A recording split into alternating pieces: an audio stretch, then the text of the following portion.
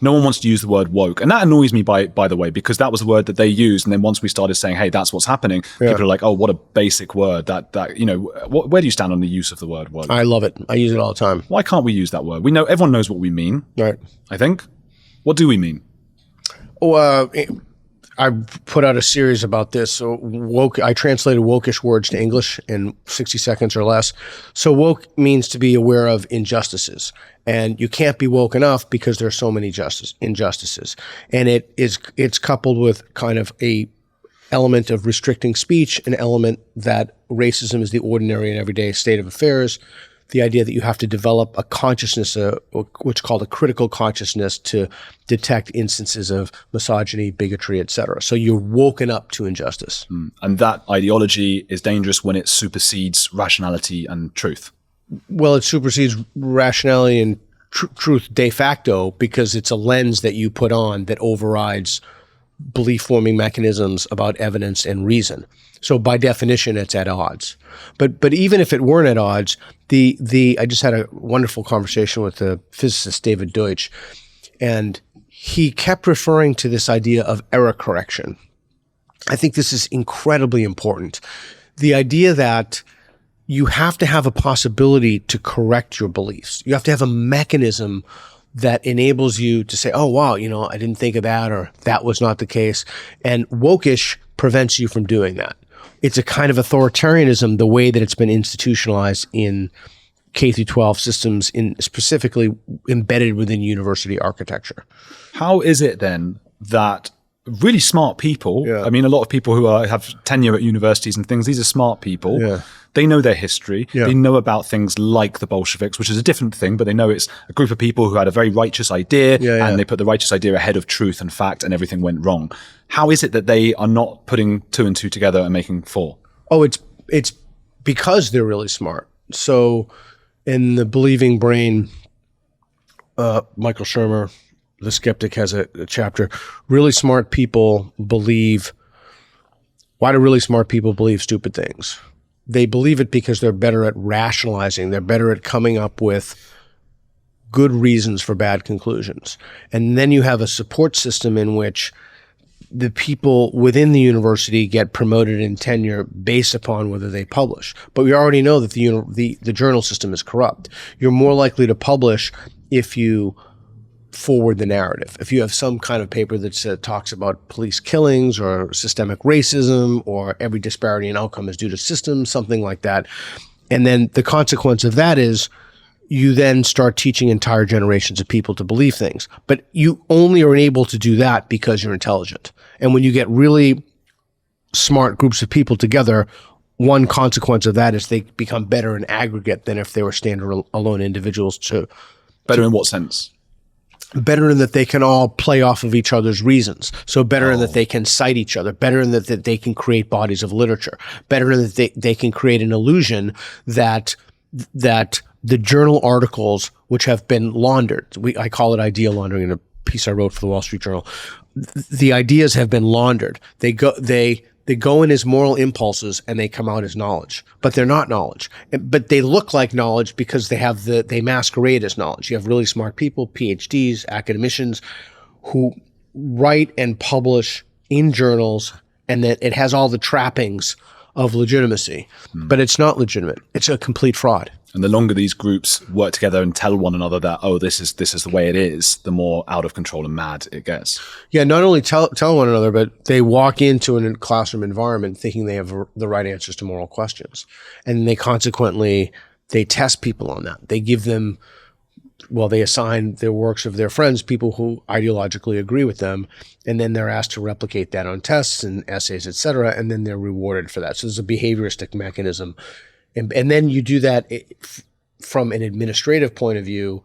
You make it so that you can't dissent against the orthodoxy, political correctness. You have bias response teams. You have microaggressions. You have safe spaces. Like every single thing that you do in that, again, going back to David Deutsch's idea, which I just love, it removes the possibility of error correction.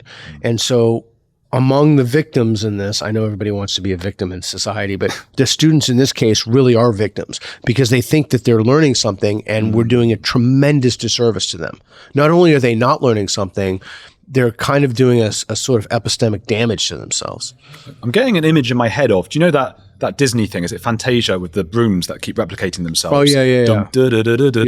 It just this madness of like everyone like putting out something academic that's slightly off and then someone else compounding that and compounding it. And then we end up with something that is just an amalgamation of nothing. Yeah, it's kind of like the difference. It's kind of like an amalgamation, to use your word, of the game telephone where you tell someone else in a rabbit hole. Man. Yes. I'm reminded as well, there's a great book, The Intelligence Trap by David Robson. He points out as well that point about intelligent people get things even more wrong than less intelligent people. Arthur Conan Doyle is like the icon of that, the Sherlock Holmes writer, master of deduction himself. I mean, he wasn't Sherlock, but he wrote Sherlock. He's the creator of Sherlock, and believed in fairies because of some fake picture of fairies. Yeah, that idea has a pedigree in the literature, and being intelligent isn't a prophylactic against believing deranged shit. Being intelligent just means that you can come up with better reasons for why you believe deranged shit. That's scary. It is. And if you want to know something that's even really scary, not to get you down or anything, but there's the one thing that we can't seem to overcome is what's called my side bias. There's a wonderful piece in the epistemology of democracy that my side bias is a kind of tribalism. This idea is right. My idea is right. No intervention is successful with my side bias. I have my own opinion why that is, but you can't introduce corrective mechanisms into that machinery because there are deeper things at play. Feelings of morality, feelings of belonging. My community believes this. I don't want to be lonely. I want to be a member of the community. I believe this. Good people believe this. Good people believe this. I'm a good person. I believe this. So you have all these mechanisms that reinforce the beliefs people already have. That's why it's so harmful. That's why, you start off asking diversity, equity, inclusion. The idea itself of diversity as a kind of intellectual homogeneity is so dangerous because you're creating groups of people who increase their confidence in beliefs that are simply untethered to reality. There's simply no evidence at all. But the real danger is that they think there's evidence because they look in the peer-reviewed journals and their teachers who have PhDs assign them these papers. But these aren't evidence for anything. These are just a bunch of people got together who had moral impulses and they put them in a journal and somebody else who has the same or similar moral impulses says it's a good idea, and the next thing you know, they're off to the tracks, and they think they have knowledge. If you sent your child or whatever it might be to university in the UK, the US, Australia, Canada, whatever, that used to mean something. Does that mean something now? Yeah, it does. It means that they have adopted a set of values that are almost definitely false. For example, assigned at birth. Sex is not assigned at birth. But when you ask someone, this is what I'd like your audience to do. Go out and find some 20-year-old somethings and ask them, is sex assigned at birth? What does that mean? Very few people will say, nope, not assigned at birth. Like that, it's come to be normative in the society. Well, where do they get this crazy idea? Sex is not assigned at birth. They get it from the academy. The academy is the wellspring of all of this. And yes, it is, as Tim Pool says, yes, we're getting a big argument about this. It is, social media algorithms do push certain things, and certain platforms like TikTok reward certain particular craziness around the trans issue specifically. So you have to think about this in terms of an ideological corruption that comes from the universities in which there is no intellectual diversity, there's intellectual homogeneity, and they have a very specific goal, which is to develop what I said before, a critical consciousness in people. And it's not a truth-seeking enterprise.